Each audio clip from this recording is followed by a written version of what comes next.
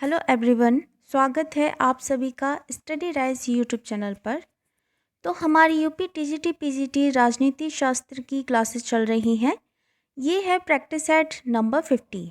जिसने 49 नहीं देखे हैं तो वो लोग प्लेलिस्ट में जाकर देख सकते हैं। एक अलग से प्लेलिस्ट बनी है यूपी टीजीटी पीजीटी राजनीति शास्त्र करके, तो आप वहाँ से सारी वीडियोस चेकआउट कर सकते हैं। तो चलिए फिर आज की वीडियो स्टार्ट करते हैं। और जो लोग चैनल पर पहली बार आए हैं तो चैनल को ज़रूर सब्सक्राइब करें, साथ ही साथ बेल आइकन को भी प्रेस कर लें जिससे कि वीडियो की नोटिफिकेशन आपको समय से मिल जाए।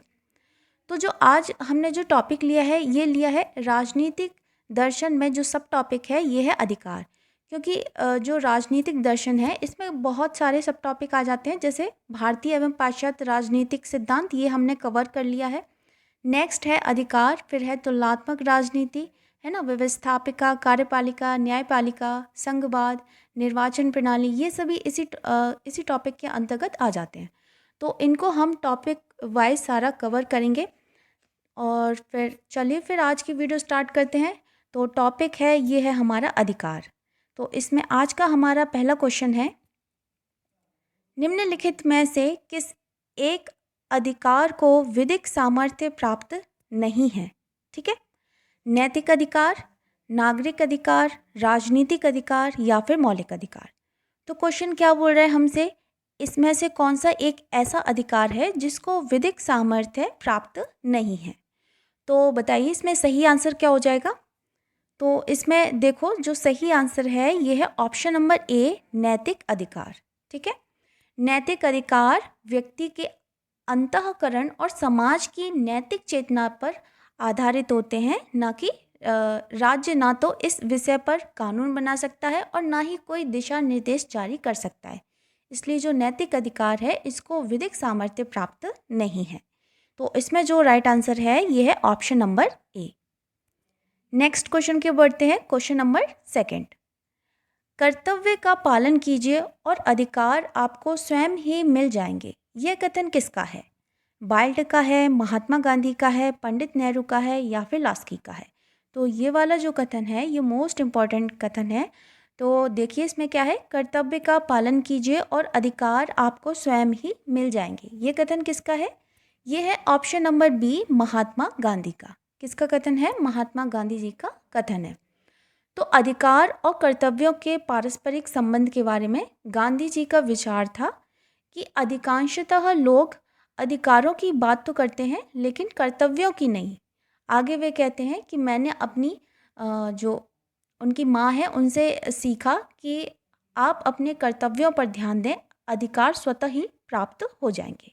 ठीक है, तो इसमें जो राइट आंसर है ये है ऑप्शन नंबर बी।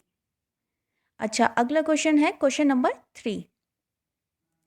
कौन सिद्धांत यह मानता है कि व्यक्तित्व का अधिकार व्यक्ति का सबसे महत्वपूर्ण अधिकार है? कौन सा सिद्धांत है जो यह मानता है क्या व्यक्तित्व का जो अधिकार है वह व्यक्ति का सबसे महत्वपूर्ण अधिकार है? तो उसमें सिद्धांत दिए हैं, प्राकृतिक अधिकारों का सिद्धांत, फिर है अधिकारों का वैधानिक सिद्धांत, फिर नेक्स्ट है अधिकारों का ऐतिहासिक या फिर प्रत्ययवादी सिद्धांत। तो इन चारों में से कौन सा है? तो इसमें जो राइट आंसर है ये हो जाएगा ऑप्शन नंबर डी, अधिकारों का प्रत्ययवादी सिद्धांत। व्यक्तित्व का अधिकार कांट के इस स्वतः सिद्ध तथ्य को मानकर चलता है कि जो मनुष्य होने के नाते प्रत्येक व्यक्ति को गरिमा के अनुरूप जीने का अधिकार है। कांट के समान ग्रीन भी वह प्रत्ययवादी विचारक व्यक्तित्व के अधिकार को व्यक्ति का सबसे महत्वपूर्ण अधिकार मानते हैं। ठीक है, तो कांट और ग्रीन दोनों ही मानते हैं। तो इसमें जो राइट आंसर है ये है option number D. Next question, question number 4। कौन से अधिकारों को दूसरी पीढ़ी के अधिकार माना जाता है? आर्थिक, सामाजिक और सांस्कृतिक अधिकार, मूलभूत अधिकार, नागरिक और राजनीतिक अधिकार या फिर मानव अधिकार? तो इसमें क्या बोल रहा है क्वेश्चन, कौन से ऐसे अधिकार हैं जो दूसरी पीढ़ी के अधिकार माने जाते हैं? तो बताइए इसमें सही आंसर क्या है। तो इसमें जो सही आंसर हो जाएगा ये हो जाएगा ऑप्शन नंबर ए, आर्थिक, सामाजिक और सांस्कृतिक अधिकार। आर्थिक, सामाजिक और सांस्कृतिक अधिकारों को ये दूसरी पीढ़ी का अधिकार माना जाता है। यूरोप में 19वीं सदी के सामाजिक सुधारों के दौरान इन अधिकारों की मांग भी की गई थी उस समय, है ना। तो इसका जो राइट आंसर है ये है option number A. Next question, question number 5, निम्नांकित में से कौन सा कथन गलत है। इसमें हमें देखना है कि इसमें से कौन सा कथन हमें गलत दिया है। तो कहीं भी जैसे ऐसा क्वेश्चन आ जाता है कि कौन सा इसमें कथन गलत है या फिर कौन सा इसमें कथन सही नहीं है, तो वहाँ पर आप एक अंडरलाइन या फिर गोला कर लें, जिससे कि समझ में आ जाता है कि हमसे एक्चुअली में पूछा क्या है। ठीक है, तो देखिए इसमें जो पहला है ये है ऑप्शन, अधिकार व्यक्ति की अंतःचेतना में अंतर्निहित है। अधिकार स्वाभाविक रूप से कर्तव्यों से बंधे हैं। एक अर्थ में अधिकारों का स्वरूप पूर्व सामाजिक है।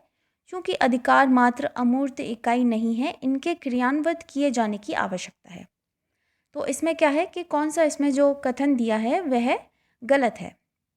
तो इसमें जो देखो, पहले हम देखते हैं ऑप्शन नंबर डी, चूंकि अधिकार मात्र अमूर्त इकाई नहीं है, इनके क्रियान्वित किए जाने की आवश्यकता है, तो ये ठीक है। नेक्स्ट है, एक अर्थ में अधिकारों का स्वरूप पूर्ण सामाजिक है, ये भी सही है। अधिकार स्वाभाविक रूप से कर्तव्यों से बंधे हैं, तो ये भी ठीक है। लेकिन जो इसमें ऑप्शन नंबर ए है, ये क्या बोल रहा है, अधिकार व्यक्ति की अंतःचेतना में अंतर्निहित है, ये सही नहीं है। ठीक है, हमसे गलत पूछा था इसमें, तो इसमें क्या हो जाएगा, ऑप्शन नंबर ए इसमें राइट आंसर हो जाएगा।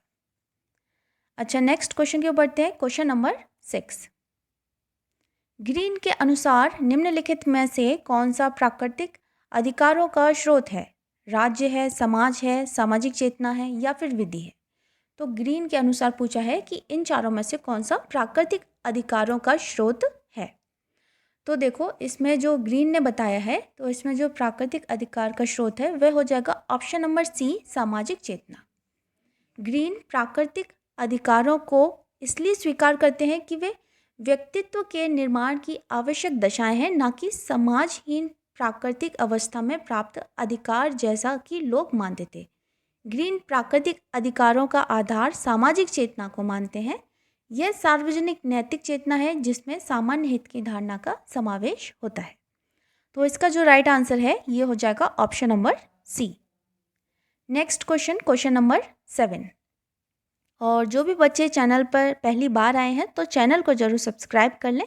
ठीक है, तो क्वेश्चन नंबर 7 देखते हैं, अधिकारों के ऐतिहासिक सिद्धांत की मूल विशेषता है। तो इसमें ऑप्शन दिए हैं, अधिकार प्राकृतिक रूप के होते हैं, अधिकार राज्य की देन होते हैं, राज्य समाज की देन है या फिर राज्य परंपराओं की देन है। तो क्या बोल रहा है, जो अधिकार हैं उसमें से जो ऐतिहासिक सिद्धांत है उसकी मूल विशेषता क्या है। ठीक है, ऐतिहासिक सिद्धांत की पूछी हमसे कि उसकी मूल विशेषता क्या है। तो इसमें जो राइट आंसर है ये है ऑप्शन नंबर डी, राज्य परंपराओं की देन है। क्या हो जाएगा इसमें सही आंसर, ये हो जाएगा ऑप्शन नंबर डी, राज्य परंपराओं की देन है। ठीक है, अच्छा नेक्स्ट क्वेश्चन की ओर बढ़ते हैं, क्वेश्चन नंबर 8। ये इसमें दिया है, निम्नलिखित में से कौन सा युग्म सही सुमेलित नहीं है। ठीक है, जो एक साइड में दिया है ये दिया है अधिकारों के सिद्धांत और दूसरी तरफ दिया है उसके विचार या फिर मत। तो सबसे पहला जो सिद्धांत है वह क्या बोल रहा है, प्राकृतिक अधिकारों का सिद्धांत। तो इसका मत क्या है, अधिकार पूर्व नागर और पूर्व सामाजिक है। ठीक है, तो ये बिल्कुल ठीक है ना। दूसरा बोल रहा है अधिकारों का वैधानिक सिद्धांत, यानी इसका मत क्या है, जो अधिकार हैं वह राज्य की कृति हैं, तो ये भी ठीक है। अधिकारों का ऐतिहासिक सिद्धांत, तो इसका मत है ये क्या है, अधिकारी परंपराओं की उपज है, तो ये भी ठीक है। नेक्स्ट देखते हैं, अधिकारों का यथार्थवादी सिद्धांत। तो इसमें दिया अधिकार मनुष्य की शक्तियाँ हैं।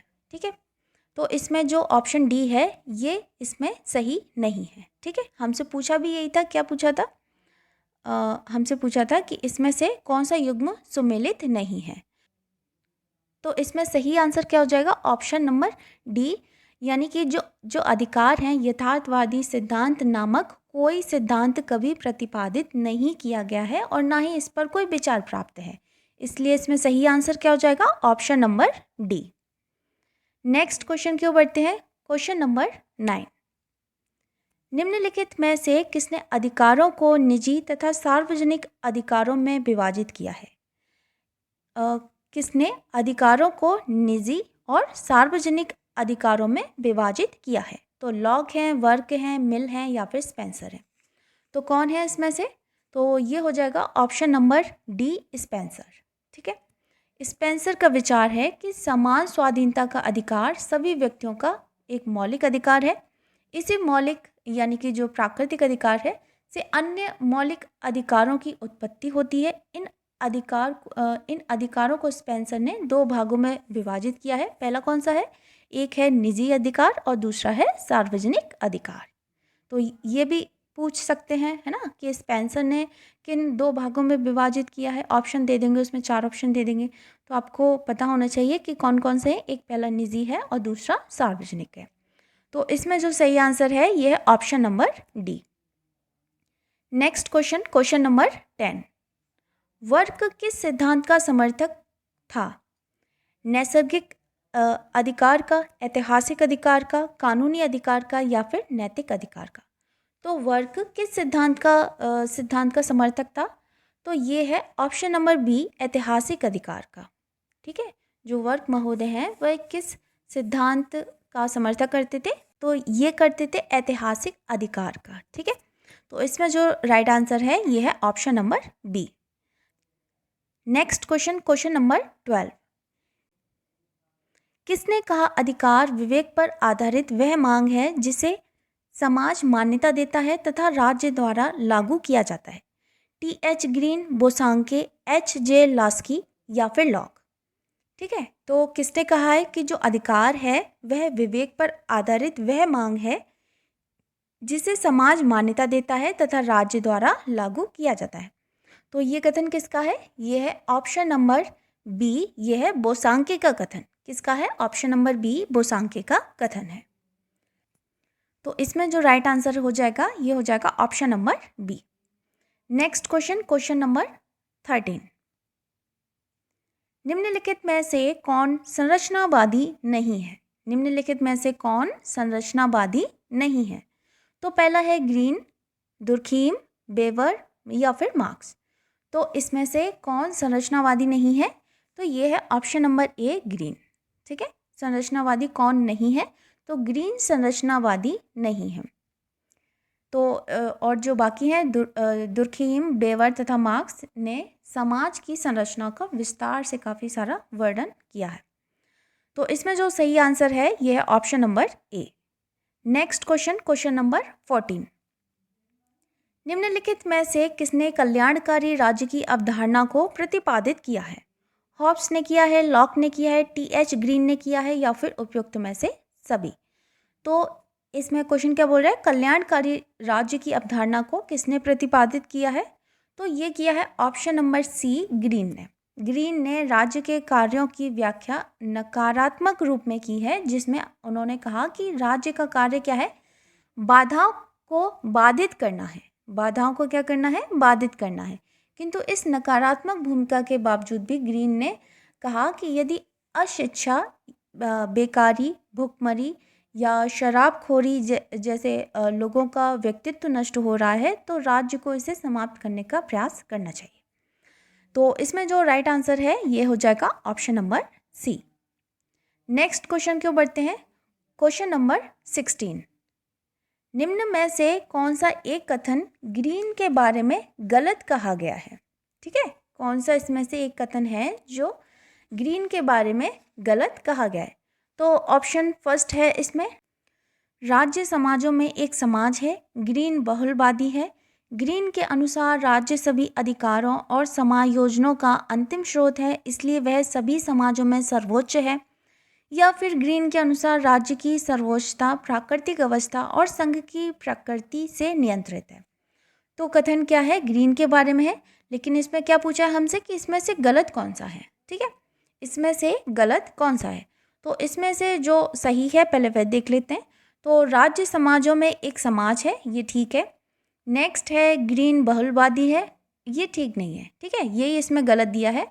तीसरा देख लेते हैं, ग्रीन के अनुसार राज्य सभी अधिकारों और समायोजनों का अंतिम स्रोत है, इसलिए वह सभी समाजों में सर्वोच्च है, ये भी ठीक है। और लास्ट है, ग्रीन के अनुसार राज्य की जो सर्वोच्चता है वह प्राकृतिक व्यवस्था और संघ की प्रकृति से नियंत्रित है। तो इसमें जो राइट आंसर है ये है option number B. Next question, question number 17। अधिकार सामाजिक जीवन की वे स्थितियां हैं जिनके अभाव में सामान्यतः कोई भी व्यक्ति अपना सर्वोच्च विकास नहीं कर सकता है। यह कथन किसका है? लास्की का है, मिल का है, हॉब्स का है या फिर बार्कर का है? तो बताइए ये कथन किसका है कि जो अधिकार है वह सामाजिक जीवन की वे स्थितियां हैं जिनके अभाव में सामान्यतः कोई भी व्यक्ति अपना सर्वोच्च विकास नहीं कर सकता। तो ये कथन दिया है ऑप्शन नंबर ए, लास्की। किसका कथन है? ऑप्शन नंबर ए, ये लास्की का कथन है। ठीक है, नेक्स्ट देखते हैं क्वेश्चन नंबर 19। अधिकार इसलिए लागू किए जाते हैं क्योंकि वे अधिकार हैं, वे अधिकार इसलिए नहीं है कि उसे लागू किया गया है। ये कथन संबंधित अधिकारों के पहला है कानूनी सिद्धांत से, दूसरा है नैसर्गिक सिद्धांत से, तीसरा है आदर्शवादी सिद्धांत से या फिर ऐतिहासिक सिद्धांत से। ठीक है, तो क्वेश्चन क्या है? अधिकार इसलिए लागू किए जाते हैं क्योंकि वे अधिकार हैं, वे अधिकार इसलिए नहीं है कि उसे लागू किया गया है। तो ये जो सिद्धांत है ये कैसा सिद्धांत है? ये है नैसर्गिक सिद्धांत। ठीक है, अधिकारों का नैसर्गिक सिद्धांत इस मान्यता पर आधारित है कि जो मनुष्य के अधिकार राज्य से पहले हैं, ये अधिकार नागरिकों को जन्मजात प्राप्त होते हैं। ये अधिकार राज्य की देन नहीं है, वरन ये तो स्वयं राज्य की शक्तियों को सीमित करते हैं। अतः इसलिए लागू किया जाता है क्योंकि वे अधिकार हैं, इनको कानूनी मान्यता की आवश्यकता नहीं होती है। तो इसमें जो राइट आंसर है ये कौन सा है? Option number B. Next question पे चलते हैं, क्वेश्चन नंबर 20, और ये लास्ट क्वेश्चन है आज का। निम्नलिखित में से कौन सा युग्म सही है? निम्नलिखित में से कौन सा युग्म सही दिया गया है इसमें? तो देखो, पहला है वैधानिक अधिकार सिद्धांत, तो ये हॉब्स, बेंथम, हीगल, रूसो ने दिया है। दूसरा है अधिकारों का आदर्शवादी सिद्धांत, जॉन लॉक, मिल्टन, मिल ने दिया है। अधिकारों का ऐतिहासिक सिद्धांत, एडमंड वर्क सर और हेनरी मैन और सेविग्नी ने दिया है। या फिर ऑप्शन नंबर डी है अधिकारों का समाज कल्याण सिद्धांत, लॉक, वर्क, मार्क्स और लेनिन। तो बताइए इसमें से कौन सा इसमें युग्म सही दिया गया है? ठीक है, और दोस्तों अगर आपको वीडियो पसंद आ रही है तो वीडियो को ज़्यादा से ज़्यादा शेयर भी करें अपने दोस्तों के साथ, है ना। और जिसने अभी तक तैयारी स्टार्ट नहीं की है तो वह आप सारी वीडियोस जाके चेकआउट कर सकते हैं, देख सकते हैं और अपनी तैयारी भी स्टार्ट कर सकते हैं। ठीक है, अगर अभी तक आपने तैयारी स्टार्ट नहीं की है तो। और राजनीति शास्त्र के अलावा पीजीटी सोशोलॉजी की भी क्लासेस चल रही हैं। जो भी बच्चा सोशोलॉजी की तैयारी कर रहा है तो आप एक बार जाकर प्लेलिस्ट चेकआउट कर सकते हैं और अपनी तैयारी भी स्टार्ट कर सकते हैं। ठीक है, तो बताइए इसमें 20 का सही आंसर क्या होगा? तो देखो ये हो जाएगा ऑप्शन नंबर सी।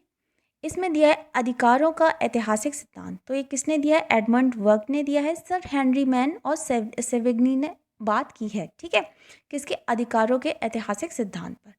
तो अधिकारों जो सबसे पहला जो दिया है, अधिकारों के वैधानिक सिद्धांत के समर्थक कौन कौन है? तो देखो इसके समर्थक हैं, एक है ऑस्टिन, बेंथम है, हॉब्स है, हॉलैंड है और भी हैं काफ़ी सारी, है ना। दूसरा है आदर्शवादी सिद्धांत, तो इसके समर्थक कौन है? तो इसके हैं क्रास हैं, हेनरिची हैं, ग्रीन हैं, लास्की हैं और कांट हैं। और ऐतिहासिक सिद्धांत के बारे में बात करते हैं तो इसके हैं वर्क हैं, हीगल हैं, मैकाइवर हैं, हेनरी मैन है ना।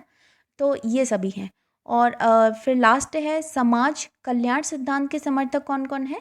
तो बेंथम हो जाएंगे, मिल हैं, लास्की हैं, है ना। और इसके अलावा प्रोफेसर चैफर हैं और रॉस्को पाउंड हैं। ये सभी किसके हैं? समाज कल्याण सिद्धांत के हैं। तो इसमें जो सही जो राइट दिया है, जो युग्म सही दिया है वह कौन सा है? ऑप्शन नंबर सी इसमें राइट आंसर हो जाएगा। ठीक है, तो फ्रेंड्स ये थी आज की वीडियो अगर आपको पसंद आती है तो दोस्तों के साथ भी शेयर करें और वीडियो को लाइक करें, कमेंट करें और मिलते हैं फिर नेक्स्ट वीडियो में। तब तक के लिए थैंक यू सो मच।